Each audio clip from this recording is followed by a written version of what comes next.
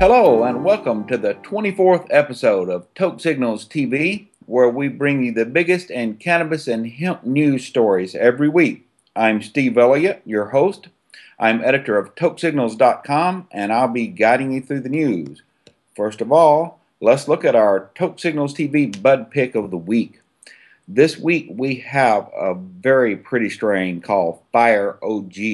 It's a sativa dominant. This was grown from genetics found from Secret Seeds in Seattle, and thank you to the farmer Slappy who gave me this flower a couple days ago. A panel of 4 experts in my living room decided this was some of the tastiest weed around. Let's do the news now, shall we?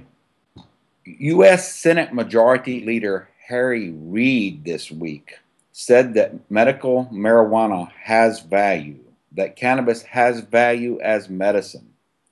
The United States federal government's classification of cannabis as a Schedule I drug with no medical uses took another big hit on Thursday when Senate Majority Leader Reid, a Democrat, said cities in his state of Nevada should move towards making medicinal cannabis available. If you had asked me this question a dozen years ago, it would have been easy to answer. I would have said no, because marijuana leads to other stuff, Reid said, but I can't say that anymore. I think we need to take a real close look at this, the Senate Majority Leader said. I think that there's some medical reasons for marijuana. Reid, who is a member of the Church of Jesus Christ of Latter-day Saints, the Mormon Church, is not one who normally rushes to embrace controversial substances, dryly noted Karun Demirjian of the Las Vegas Sun. When asked about legalizing marijuana and regulating it like alcohol, which Colorado and Washington state voters have already done, Reid stopped short of endorsing legalization, saying, "I don't know about that. I just think we need to look at the medical aspects of it." But he then added, "I guarantee you one thing. We waste a lot of time in law enforcement going after these guys that are smoking marijuana." Majority Leader Reid is right. Marijuana has medical value, and too much time and law enforcement resources are wasted arresting people for marijuana, said Bill Piper, Director of National Affairs at the Drug Policy Alliance. 20 states have legalized marijuana for medical use, and 3/4 of Americans support it. The 40 senators representing those medical marijuana states should follow Reid's lead and support marijuana law reform, according to Piper. It's time to change federal law to allow states to adopt their own marijuana policies without federal interference. In Washington state, our Attorney General says that cities and counties in Washington can block the legal marijuana stores that are slated to open later this year. Washington state's anemic marijuana legalization law is looking weaker by the minute. Now it appears much of the state won't even have local access to cannabis. Attorney General Bob Ferguson has announced cities and counties can block legal, licensed marijuana businesses from operating. Just how much of the state will have actual marijuana stores remains an open question after Attorney General Ferguson issued the long-awaited opinion on Thursday. Ferguson said Initiative 502, the limited legalization measure approved by state voters in 2012, allows local governments to ban retail marijuana shops, grow operations, and processing facilities from their jurisdictions. The opinion was requested by the Washington State Liquor Control Board, which was put in charge of implementing marijuana legalization by I-502. The LCB is concerned that such local bans could severely restrict access to legal marijuana, making it difficult to move people from the black market to the legal market. Several localities, including unincorporated Pierce County, Lakewood, and Wenatchee, Washington, already have enacted bans on cannabis businesses. These jurisdictions have local ordinances requiring businesses to follow state, federal, and local law. And of course, marijuana remains an illegal Schedule I controlled substance under U.S. federal law. Nearly half of Washington's biggest cities, including Redmond and Pullman, have adopted moratoriums of up to a year on cannabis businesses. And now I have a string of stories about legalization efforts that are underway in multiple states. It's kind of remarkable just how much action is happening on the cannabis legalization front as we speak. I had to pick and choose which states to cover. There's so much happening right now on the legalization front in Pennsylvania, in Maryland, in Missouri, in New Hampshire, and in the District of Columbia. We all have major viable legalization efforts underway. First, let's take a look at Pennsylvania, where a medical marijuana bill was introduced in the state Senate. On Tuesday, Governor Tom Corbett has refused to sign any such bill until the Federal Food and Drug Administration approves cannabis for medical purposes. But the bill's bipartisan sponsors, Senators Dalen Leach and Mike Fulmer, are working hard for its passage.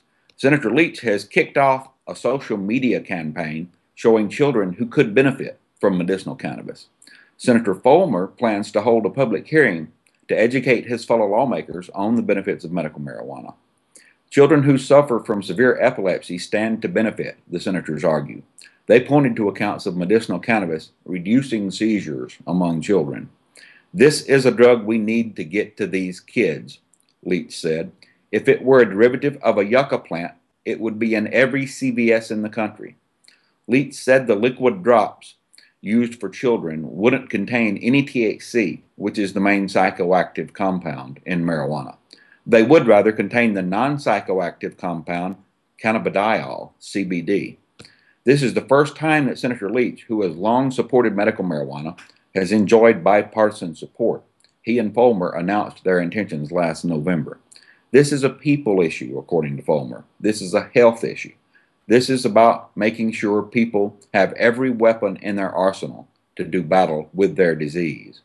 Fulmer, who is currently recovering from Hodgkin's lymphoma himself, said the government shouldn't stand in the way of people's ability to fight diseases. He said it is hypocritical to allow doctors to prescribe drugs like oxycodone, but not medical marijuana. I still think there is a mass of misinformation on what my bill is trying to do, Fulmer said. My bill isn't about rolling up a marijuana cigarette for a child to smoke. The bill is unlikely to be brought to the Senate floor for a vote due to that chamber's Republican leadership. We don't have any plans to consider it in 2014, sniffed Eric Arneson, spokesman for GOP Senate Majority Leader Dominic F. Pileggi. The bill has yet to be assigned to a committee. In Maryland, lawmakers are launching an effort to legalize marijuana. State and national organizations have announced the formation of the Marijuana Policy Coalition of Maryland, which will support this forthcoming legislation to establish a legal marijuana market for adults. Maryland lawmakers on Thursday launched an effort to pass a bill in this year's legislative session that would regulate and tax marijuana like alcohol in Maryland.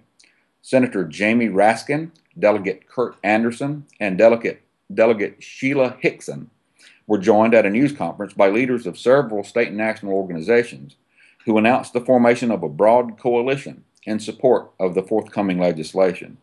The Marijuana Control Act of 2014 would make the personal use, possession, and limited home growing of marijuana legal for adults 21 years of age and older, establish a system in which marijuana is regulated and taxed similarly to alcohol, and allow for the cultivation, processing, and sale of industrial hemp.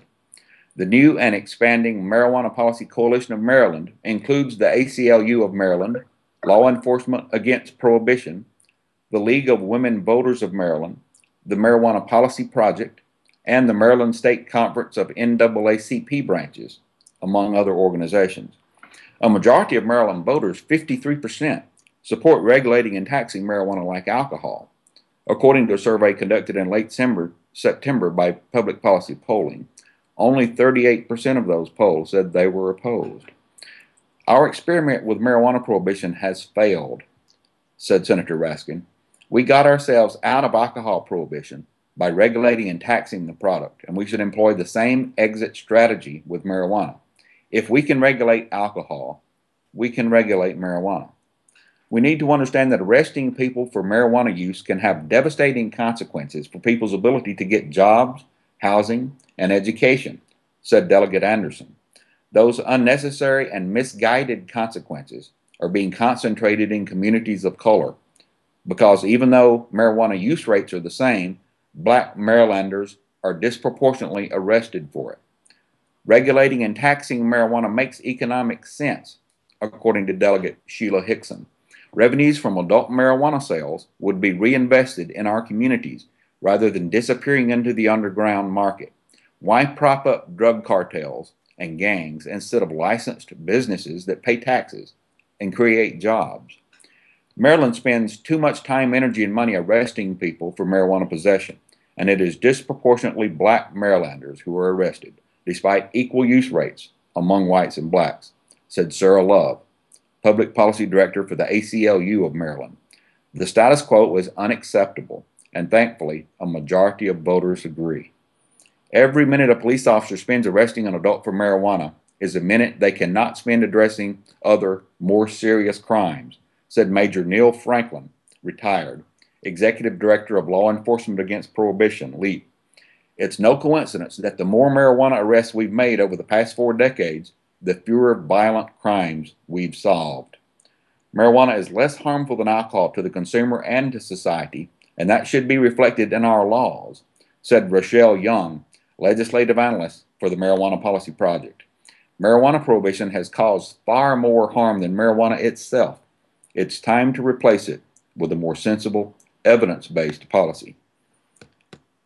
In Missouri, marijuana legalization petitions have been approved for circulation. Supporters there of marijuana legalization on Wednesday were cleared by Missouri Secretary of State Jason Kander to start gathering signatures to qualify for the ballot. Kander announced the approval of 13 initiative petitions regarding the use, sale, and distribution of cannabis. All 13 of these proposals were filed by Columbia-based attorney Dan Vietz, who is chairman of Show Me Cannabis, a group advocating for marijuana legalization and regulation. Good people are being treated like criminals, according to Vietz. It's the stupidest possible arrangement, he said. We squander millions to enforce an unenforceable law and don't see a penny from the people who are making money selling marijuana. Vietz said that Show Me Cannabis will now conduct polling to decide which of the 13 initiative petitions to push. A majority of Missourians favor marijuana legalization, according to previous polls, Vietz said. We're proposing to tax and regulate marijuana like alcohol, he said. If the polling is not promising, we might not even put it on the ballot. Among the differences between the various petitions are the number of cannabis plants adults would be allowed to grow for personal use, and whether expunging marijuana-related crimes from a person's criminal record is included in legalization. Petitioners must gather 157,788 signatures by May 4th in order to qualify for the November 2014 election. That number is based on 8% of the number of votes in the last gubernatorial election from 6 of Missouri's 8 congressional districts. Yet another legalization effort underway in New Hampshire, where a House panel passed a marijuana legalization bill this week. Now that happens to be kind of a big deal because this move represents the first time cannabis legalization has gone through a state legislature in this way. The New Hampshire House of Representatives on Wednesday voted 170 to 162 in favor of passing House Bill 492. That bill would legalize, regulate, and control marijuana for adults over 21, and they became the first state legislature to approve such a bill. 2 other states, Colorado and Washington, have already legalized marijuana, but in both of those cases, those laws were implemented through voter initiatives, not through the legislatures. From here, the New Hampshire bill will be reviewed by the House Ways and Means Committee. Then it will be reconsidered by the House, and if it passes again, it will move on to the Senate for consideration. By passing this bill, the New Hampshire House has proven the legalization of marijuana is a politically viable, mainstream issue with the potential to benefit the community in numerous ways, said Chester County Superintendent of Corrections Richard Van Wickler, who's a member of Law Enforcement Against Prohibition. which is a group of law enforcement officials opposed to the war on drugs. This state now has an opportunity to modernize its views and to recalibrate its moral compass in a way that provides an example of leadership the rest of the country will soon follow, he said. Van Wickler pointed to the amount of time police and courts waste pursuing marijuana offenses, the way profits from marijuana sales end up financing violent criminal gangs rather than state coffers, the racial disparities involved in marijuana arrests, and the effect of arrest on those ensnared in the criminal justice system as among the reasons he wants to legalize marijuana. When, after 40 years of trying to eradicate its use, more than 100 million Americans, including our last 3 presidents, admit to having used marijuana, it's time to recognize this is a problem that cannot be solved by law enforcement and change these laws, which have already irreparably damaged too many citizens' lives, Van Wickler said. Criminal justice professionals are hired to improve public safety, but enforcing marijuana laws has the opposite effect. This bill in New Hampshire was introduced by Representative Steve Vaillancourt, a Republican from Manchester, with 4 bipartisan co-sponsors, and it would put the New Hampshire Department of Revenue Administration in charge of licensing and regulating marijuana sales, production, and testing of the product, and it would enact 2 taxes, a wholesale tax of $30 per ounce and a sales tax of 15%. Adults over 21 would be able to buy up to an ounce of marijuana and grow up to 6 plants in a controlled environment for personal use. Although Governor Maggie Hassan has expressed opposition to signing the bill, supporters hope polls showing 60% of New Hampshire adults support the bill, or the $17 million that Harvard economist Jeffrey Miron estimated New Hampshire spends on the prohibition of marijuana every year, might change the governor's mind. Another Toke Signal story this week. Nation's capital takes a major step towards ending marijuana arrests. Right in the heart of the democracy, marijuana decriminalization was unanimously approved by a Washington, D.C. panel, with the support of D.C.'s mayor and a supermajority of council members. Marijuana decriminalization appears imminent. D.C. lawmakers on Wednesday approved legislation that would eliminate all criminal penalties under district law for the possession of 1 ounce or less of marijuana for personal use. The unanimous vote from the panel of 5 council members came during a meeting of the Committee on the Judiciary and Public Safety. The bill next goes before all 13 council members for final consideration. It's called the Simple Possession of Small Quantities of Marijuana Decriminalization Amendment Act of 2013, Council Bill 20-409, and it would eliminate criminal penalties and instead subject a person in possession of 1 ounce or less of marijuana to a civil fine.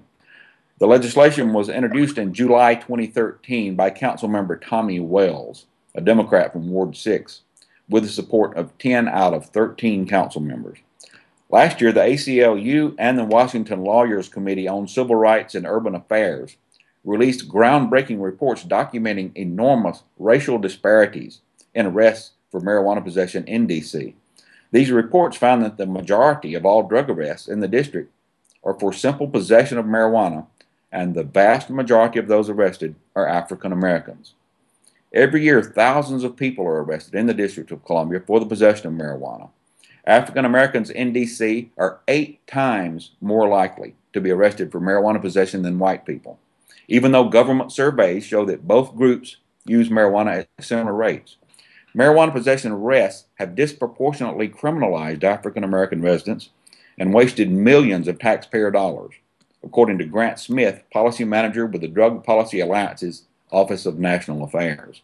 This legislation represents a critical first step towards bringing D.C. law into step with public opinion and common sense. A poll conducted in April 2013 by Public Policy Polling and commissioned by the Drug Policy Alliance and the Marijuana Policy Project found that 3 out of 4 D.C. voters support changing district law to replace criminal penalties for possession of limited amounts of marijuana with a civil fine similar to a traffic ticket. Furthermore, more than 60% of D.C. voters in the survey would support a ballot measure similar to those approved by voters in Colorado and Washington in November 2012, which made marijuana legal for adults and directed state officials to regulate and tax marijuana similarly to alcohol. National surveys conducted last year by Gallup and the Pew Research Center found that for the first time in 40 years of polling on the issue, a majority of Americans support making marijuana legal. The Gallup poll in October found 58% support, and the Pew Research Center poll in April found 52% support. Last week, a CNN poll found 55% support nationwide for making cannabis legal. During public hearings chaired last October by Councilmember Wells in D.C., witnesses criticized the disproportionate enforcement of marijuana laws on African Americans in the district, and they supported eliminating criminal penalties for its possession. The Drug Policy Alliance and other witnesses urged council members to eliminate or significantly reduce the proposed $100 civil fine. The Drug Policy Alliance urged that a $100 fine would be too burdensome for poor residents and that African Americans would continue to be disproportionately punished for marijuana possession. Councilmember Wells has lowered the fine for possession to $25 in the legislation approved on Thursday. In a letter delivered to Councilmember Wells back in September, the Drug Policy Alliance and other community groups urged the elimination of fines for possession and the decriminalization of home cultivation of a small quantity of marijuana. The letter also urged the council to destroy all marijuana arrest and conviction records maintained by the D.C. government in order to prevent such a record from serving as a barrier to employment and other opportunities for thousands of D.C. residents who currently have a criminal history for marijuana law violations. In December, Councilmember Wells held a public hearing on legislation introduced by Councilmember David Grosso, an independent at large on the council, that would remove from the public domain many marijuana arrest and conviction records maintained by the D.C. government. Advocates have praised Councilmember Wells' leadership on addressing the harms of failed D.C. marijuana laws.